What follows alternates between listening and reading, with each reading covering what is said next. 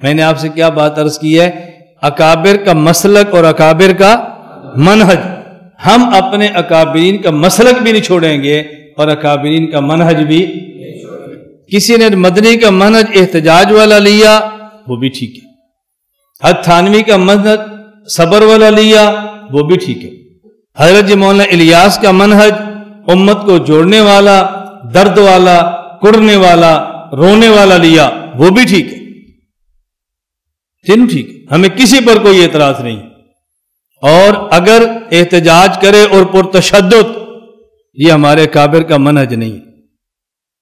عقیدہ اکابر کا ہے، مسلک وہی ہے، منہج اکابر کا نہیں ہے. ہمارے اکابر نے اس ملک سے ختم نبوت کا مسئلہ حل کرانے کے لیے 10,000 جانیں دی ہیں، 10 جانیں لی نہیں ہیں. یہ اکابر کا منہج ہے. اور اس ملک میں کوئی مسئلہ منوانے کے لیے اگر 10 جانیں لیتا ہے تو یہ اکابر کا مسلک تو ہو سکتا ہے، اکابر کا منہج نہیں ہو سکتا. ہم کہتے ہیں اکابر کا مسلک بھی سکھا لو، اکابر کا منہج بھی سکھا لو. اور آپ میری بات کو یقین کر لو، اگر ختم نبوت کے مسئلے پر 10,000 جانیں دینے کی بجائے ہم 10 جانیں لے لیتے تو اسمبلی سے ختم نبوت کا مسئلہ حل نہیں ہونا. جانیں دیتے رہے نا تو مسئلہ حل ہو گیا. میری بات اب آپ کو سمجھ آ رہی ہے؟ تو ہم اکابر کا مسلک، اکابر کا منہج دونوں لیتے ہیں یا چھوڑ دیتے ہیں؟ میں ایک مثال دیتا ہوں تاکہ بات آپ کے دماغ میں اچھی طرح بیٹھے. حضرت علامہ خالد محمود صاحب دامت برکاتہم ہمارے بڑے ہیں. مجھے ایک بار بلا کر فہمانے لگے کہ انگلینڈ میں اہل بدعت نے انگلینڈ حکومت کا ذہن دیوبند کے خلاف بنایا، اور چونکہ وہاں دیوبند کے مدارس، مساجد، خانقاہیں، تبلیغی مراکز بہت بن رہے ہیں، اہل بدعت اس سے پریشان تھے، تو ان انگلینڈ حکومت کا ذہن بنایا کہ یہ جو دیوبند والے ہیں یہ قتل و غارت والے ہیں. جب تم ہندوستان آئے تھے نا تو یہ تم سے لڑے تھے، ہم نہیں لڑے تھے، یہ لڑے تھے، اور اگر یہاں مضبوط ہو گئے تو پھر یہاں بھی لڑیں گے، ان کا کچھ کرو. اب بتاؤ کیسی زہریلی ذہن سازی ہے. علامہ خالد موسیٰ فرماتے ہیں کہ انگلینڈ حکومت نے مدارس، مساجد، خانقاہوں اور مراکز کے نام پہ خط جاری کیا. اس میں کچھ سوالات لکھے. اس میں ایک سوال یہ تھا کہ دارالعلوم دیوبند کیوں بنایا تھا. دارالعلوم دیوبند ہم بتاتے ہیں کیوں بنایا تھا نا، یہ بات بالکل الگ ہے. اور حضرت کیوں بتایا تھا ذرا سمجھنا. حضرت فرماتے ہیں تبلیغی مرکز انگلینڈ نے مجھ سے رابطہ کیا کہ جی باقی سوالات کے جواب تو ہم لکھ لیں گے، لیکن اس سوال کا جواب کیا لکھیں کہ دارالعلوم دیوبند کیوں بنایا تھا. حضرت فرمایا کہ میں نے کہا یہ جواب لکھو کہ جب انگریز برصغیر میں آیا تو انگریز کی اور برصغیر کے باشندوں کی، مسلمانوں کے نہیں، برصغیر کے باشندوں کی لڑائی شروع ہو گئی. نوجوان قتل ہونا شروع ہو گئے.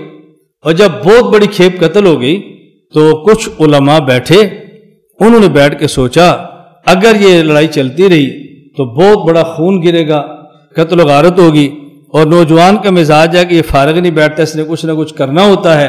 تو انہوں نے دارالعلوم دیوبند مدرسہ بنا دیا تاکہ یہ نوجوان لڑنا چھوڑ دے اور پڑھنا شروع کر دے.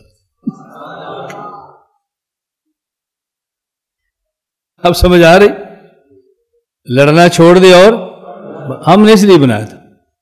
مسئلہ حل ہو گیا کہ آج بھی دیوبند سے متعلق مدارس کے بارے میں ذہن سازی کی جا رہی ہے کہ یہ بندے پیدا کرتے ہیں کہ ملک میں لڑو، یہ بندے پیدا کرتے ہیں قتل کرو، یہ ذہن سازی کرتے ہیں دھماکے کرو. کیونکہ ذہن سازی ہو جاتی ہے ہمارے اوپر فوجیں چڑھ دوڑتی. ہم کہتے ہیں بھی اس ذہن سازی کو ختم کرو، نہ نہ نہ. پھر مثالیں پیش کرو. ہم نے 10,000 بندہ ختم نبوت کی تاریخ میں دیا ہے. ہم رسول اللہ صلی اللہ علیہ وسلم جیسی مقدس ترین ہستی کے لیے خون دیتے رہے، ہم نے خون نہیں لیا تو ہم چھوٹی چھوٹی بات پر خون کیوں گرائیں گے؟ ہم قتل و غارت کیوں کریں گے؟ اگر ہم قتل و غارت کر کے اپنے طلباء کو مروانا شروع کریں گے، آئندہ لڑکوں کو پڑھائے گا کون؟ مدرس کہاں سے ملیں گے؟ ہماری خان کے اجڑ کی مشائخ کہاں سے ملیں گے؟ اگر ہم نے لڑانا شروع کیا تبلیغ ملک میں کیسی ہوگی؟ یہ کسی نے تمہیں غلط بتایا ہے. اس لیے ہمارے مدارس نہ قتل و غارت کرتے ہیں نہ قتل و غارت پر اکساتے ہیں. ہمارے مدارس پڑھنے پڑھانے کے لیے ہیں اور اس میں الحمدللہ ٹاپ پہ جا رہے ہیں. اللہ ان کو مضبوط اور شاداب رکھے. تو ایک ہے اکابر کا مسلک اور ایک اکابرین کا منہج. ہم نے اپنے علماء کا مسلک بھی نہیں چھوڑنا, ہم نے اپنے علماء کا منہج بھی نہیں چھوڑنا. مسلک بھی رکھنا ہے, منہج بھی رکھنا ہے. بعض مسلک چھوڑ دیتے ہیں, یہ بھی ٹھیک ہے, یہ بھی ٹھیک ہے, یہ بھی ٹھیک ہے, اور بعض منہج چھوڑ دیتے ہیں. وہ ٹھیک تو کسی اور کو نہیں کہتے, لیکن جس کو ٹھیک نہیں کہتے اس کو پھڑکا بھی دیتے ہیں. یہ ہمارا منہج نہیں ہے, ہمارا یہ منہج نہیں ہے. ہمارا منہج کیا ہے؟ دلیل سے بات کرو, دلیل سے بات سمجھاؤ. ہر بندے کو اپنا عقیدہ دلیل سے بیان کرنے کا حق ہے, وہ بھی بیان کرے, ہم بھی بیان کریں. لڑنے جھگڑنے قتل و غارت کی کوئی ضرورت ہی نہیں ہے. تو میں یہ عرض کر رہا تھا, یہ بات آپ کو سمجھ آ گئی. میں خیر ویسے درمیان میرے سال آ گیا تھا, اور میں نے ایک سوال کا جواب دینے کے لیے کہا. دیکھو, ہم نے آپ سے کہا کہ تلاوت کا, ذکر کا, درود پاک کا اہتمام کریں. ہمیں بعض لوگ, ابھی صبح ایک لڑکے خط تھا, جتنے خطوط تھے میں نے سب کے جواب دے دیے. جو رہ گئے تھے میں بھی جواب مکمل کر کے آیا ہوں. مولانا اشفاق صاحب سے جو خط ہے اپنے جواب لے لیں. اس میں ایک طالب علم کا خط تھا کہ جی آپ فجر کی نماز کے بعد ذکر کا التزام کراتے ہیں تو ٹھیک نہیں ہے. یہ بات علمی جواب الگ ہے. ایک ہوتا ہے قانون اور ایک ہوتا ہے دین, دونوں کی فرق ہوتا ہے.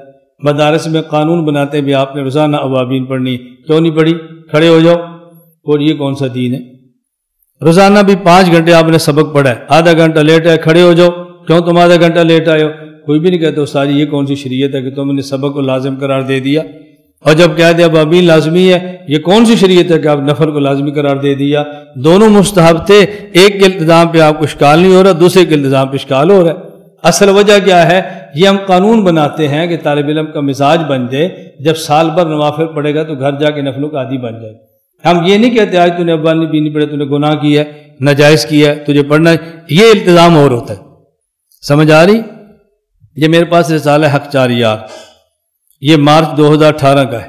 یہ دیکھو میرے پاس حق چاریات 2018 کا.